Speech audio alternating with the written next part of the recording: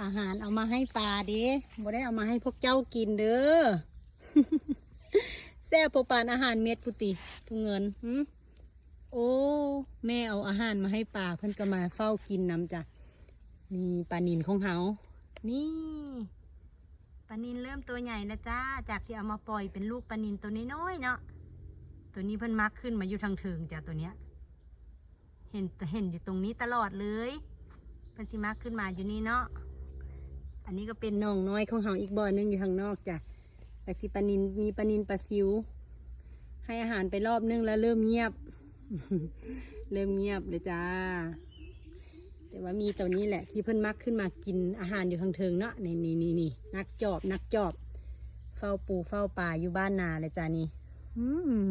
เอาอาหารมาให้ก็มากินน้ำเกลือทั้งปลาเกลือทั้งกบเกลือทั้งแมวอาหารก็เด้ พามาส้มปลานิลจ้า